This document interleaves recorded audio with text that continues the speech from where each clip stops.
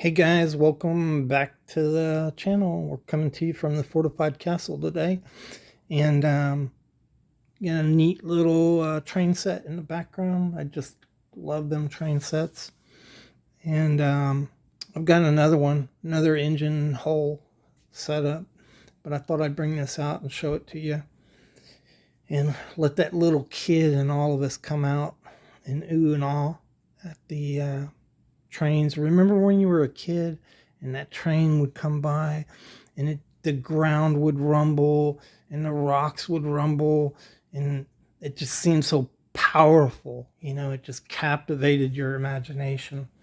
And, guys just love big and powerful things.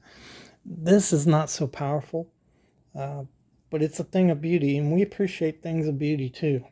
And this little knife is a Camillus, and it doesn't look like a Camillus, and it's a fantastic knife.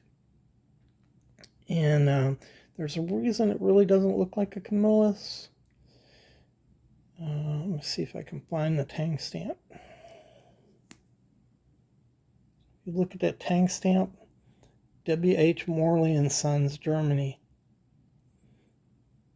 So this knife was produced that's a branding of Adolf Castor.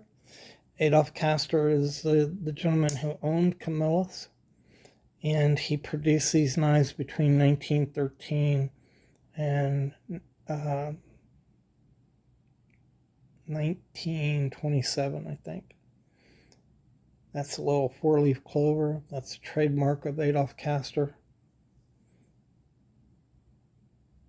Every blade is marked. This knife is a really nice knife. Let me show you the other blades here.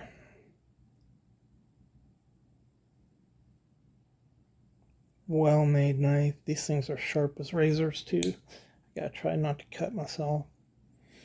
Notice right here and here, and so you don't see any dip, but there's a hidden easy open notch in here, and that's a sign of a really well-made knife. You see it right there? So they just cut down a little bit, and it really helps because it allows your fingernail to get in there.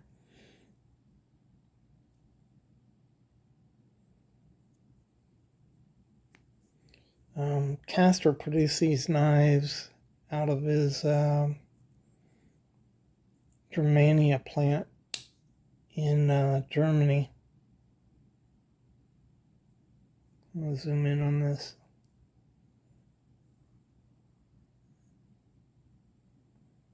Just really well made, cleaned up, mirror polished.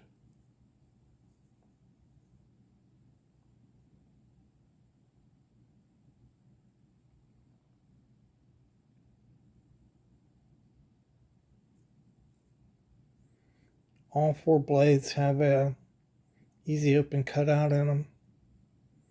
You usually don't see that. You usually only see it on one blade.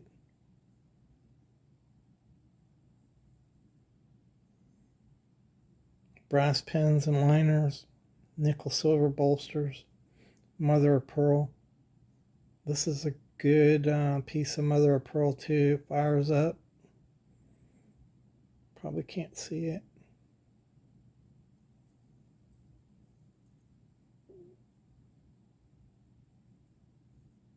Beautiful knife. Look at the transitions. Just perfect. Perfect. I have another one of these. I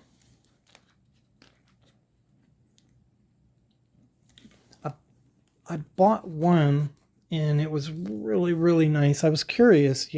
This is a Camillus knife. It's a Camco, and very inexpensive. Very, I won't say shoddily. It's just not well finished. Plastic, cheap plastic, and not very well done. And this knife comes from the same manufacturer. So Adolf Castor owned Camillus, Camillus made this.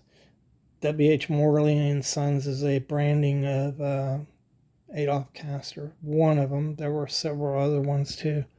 But I was curious as what the quality of these knives would be.